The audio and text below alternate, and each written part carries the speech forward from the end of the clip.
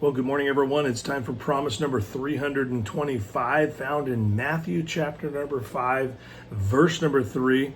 And before we jump into that, I want to invite everyone out tonight for Thursday night Bible studies and children's ministries.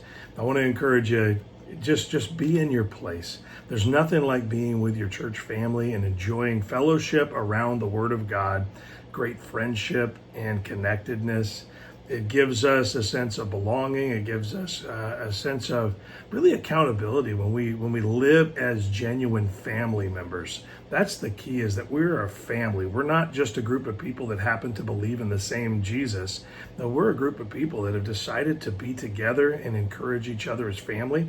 And so I know that many people have different definitions of what that family might look like, but God has His vision of a loving, close, helping each other, encouraging each other, doing life together with each other, that kind of a connectedness. So be in your place tonight, Thursday night, 6:30, for our what might be the conclusion of our study series in When God's People Pray.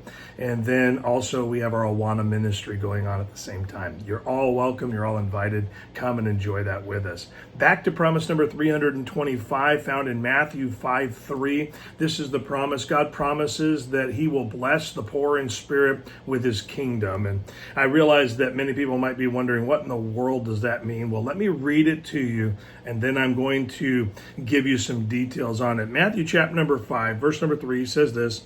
It says, "Blessed are the poor in spirit, for theirs is the kingdom of heaven."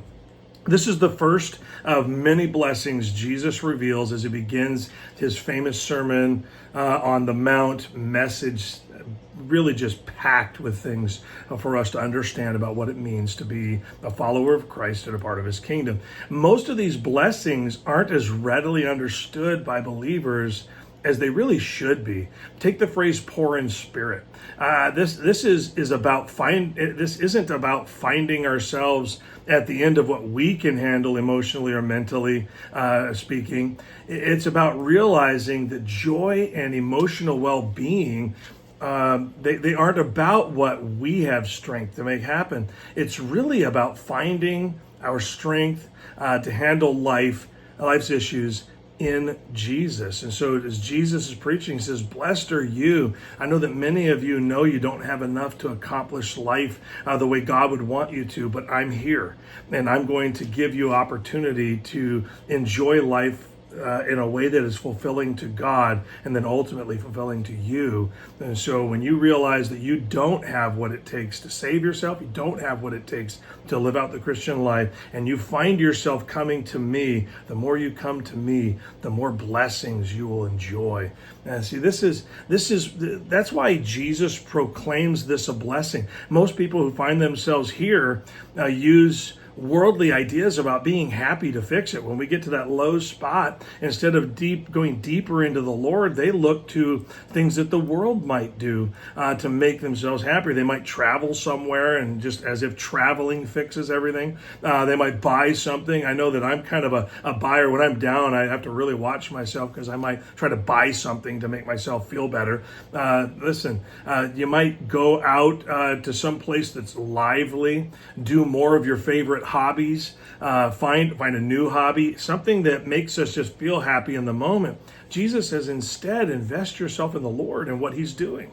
The true and lasting joy is found in the Lord. When you, and this is where it gets tough. When we lose our job, when we find a way to encourage others, when we get some bad news, we spend time with the Lord. And listen, we can talk to a trusted friend who loves the Lord.